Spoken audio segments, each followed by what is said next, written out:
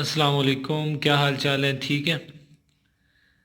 तो जैसा कि हम पार्ट्स ऑफ स्पीच कर रहे थे, हमने सबसे पहले उसमें नाउन किया, फिर प्रोनाउन किया, फिर हमने एडजेक्टिव किया। अब हम इसकी पार्ट्स ऑफ स्पीच की फोर काइंड्स करने जा रहे हैं, जो कि वर्ब।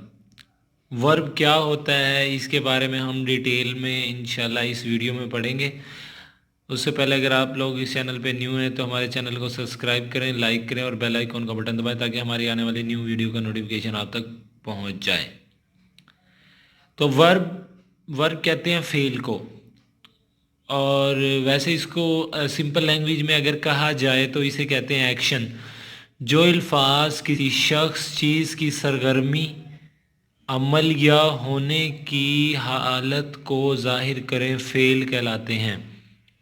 जैसे कि अमजद सा आ स्नेक विच वाज मूविंग। सा, क्योंकि अमजद शख्स है, उसकी हमने हालत बताई है कि वो क्या कर रहा है, वो देख रहा है। जो सा है यहाँ पे वो वर्ब है।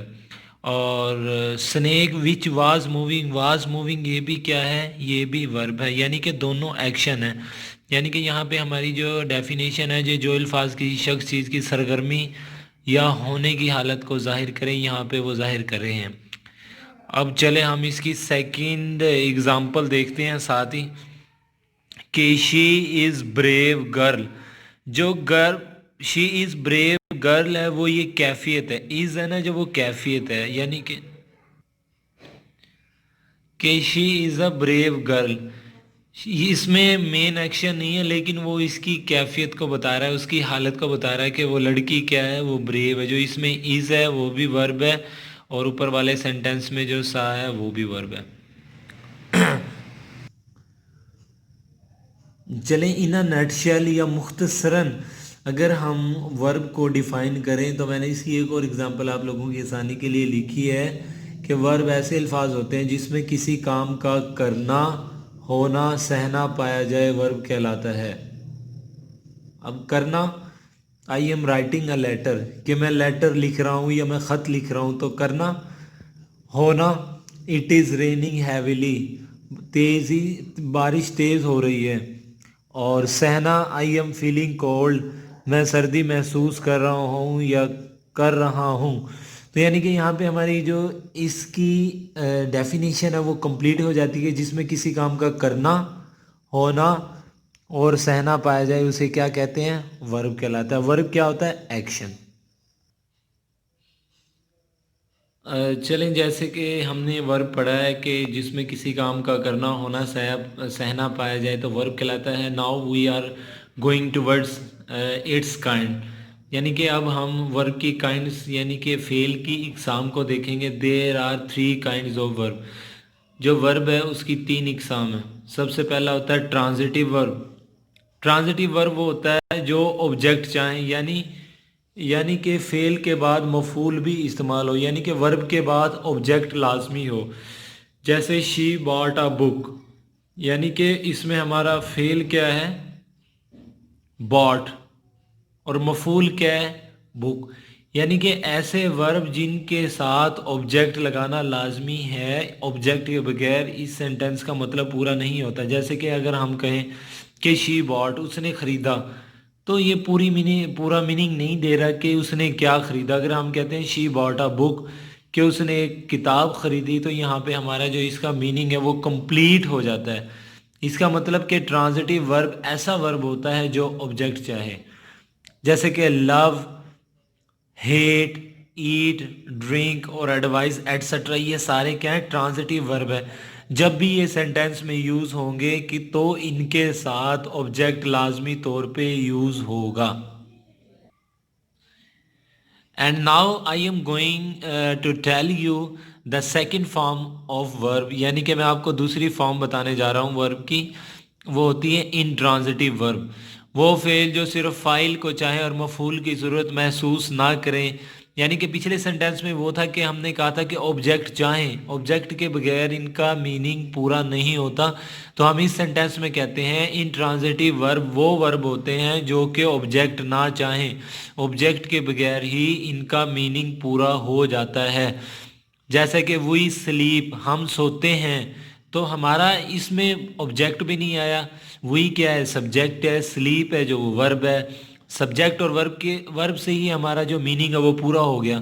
तो इसका मतलब है हमें ऑब्जेक्ट की ज़रूरत नहीं है।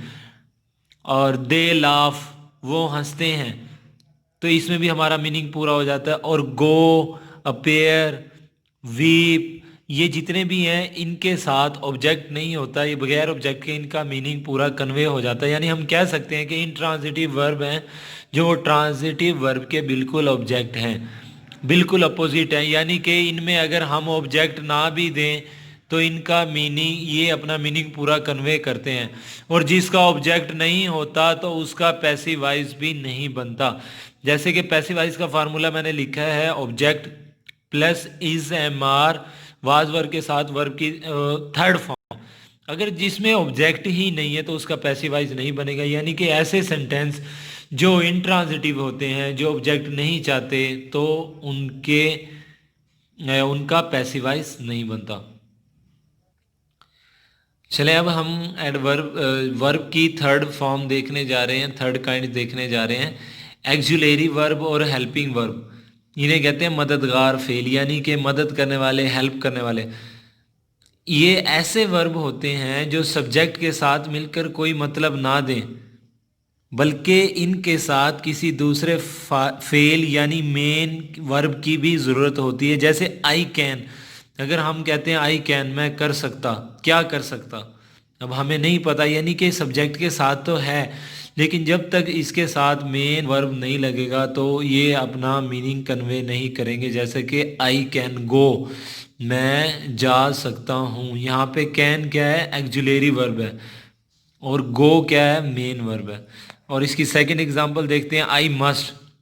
आई मस्ट मुझे चाहिए, क्या चाहिए, आई मस्ट गो, मुझे जाना चाहिए। जो मस्ट है वो, आई मस्ट, वो अधूरा फिक्र है, वो पूरा हमें कंप्लीट सेंस नहीं दे रहा। जब हम मस्ट इसके साथ मेन वर्ब गो लगाते हैं तो हमें कंप्लीट सेंस देता है। अच्छा, इसके बाद आता है हेल्पिंग वर्ब।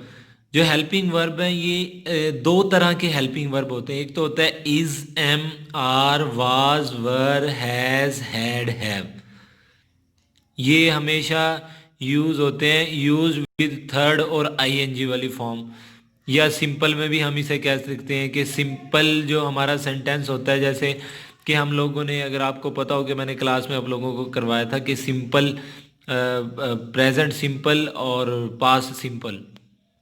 जैसे कि आई एम गोइंग, मैं जा रहा हूँ, जिसमें इसमें एम में जो गोइंग यानी आईएनजी वाली फॉर्म के साथ हुआ, यूज हुआ। या दे आर रनिंग, वो दौड़ रहे हैं, वो भाग रहे हैं, यहाँ पे भी आईएनजी वाली फॉर्म के साथ यूज हुआ। या शी वाज कुकिंग फूड, यहाँ पे भी आईएनजी वाली फॉर्म के साथ यूज हुआ। यानी हेल्पिंग वर्ब वो वर्ब होते हैं जो कि मेन वर्ब के साथ मिलकर उसकी हेल्प करते हैं, जैसे कि इन एग्जाम्पल में हमने देखा।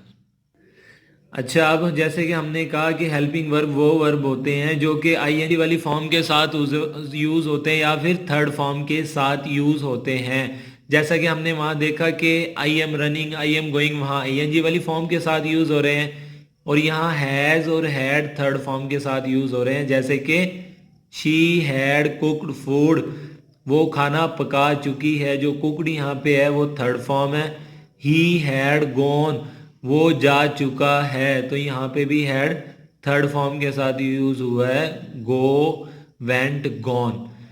और जो सेकंड फॉर्म होती है हेल्पिंग वर्ब की, मैंने बताया था टू टाइप्स के होते हैं, is, am, are, was, were, has, had, have. और जो दूसरे होते हैं do, does, did, will, shall, must, might, can, could और ought, always followed by the first form of verb. हमेशा इनके बाद वर्ब की फर्स्ट फॉर्म लगती है। जब भी do, does, did, will, shall, must, might जब भी सेंटेंस में आएंगे तो इनके बाद हमेशा वर्ब की फर्स्ट फॉर्म लगती है। He would go at Lahore, वो लाहौर जाएगा। देखो वुड के बाद फर्स्ट फॉर्म लगी है go. He can complete this work, वो ये काम मुकम्मल कर सकता है, तो यहाँ पे भी कैन के बाद कंप्लीट यानी फर्स्ट फॉर्म लगी है। व्हेन डिड शी कम, वो कब आएगी, या व्हेन डिड शी कम, वो कब आई। जो कम वो कब आई, sorry when did she come वो कब आई, डिड के बाद देखें वर्ब की फर्स्ट फॉर्म लगी है कम। तो होप सो आप लोगों को वीडियो पसंद आई होगी। अगर मेरी वीडियो आप लोगों को पसंद आई तो लाइक करें, सब्सक्राइब करें। अगर आपको वीडियो बहुत ही ज़्यादा पसंद आई तो आप अपने दूसरे दोस्तों के साथ शेयर करें, कमेंट करें, ताकि और बेल आइकॉन का बटन दबाएं ताकि आप तक मेरी न्यू आने वाली वीडियो का नोटिफिकेशन पहुंचता रहे। अल्लाह हाफिज़।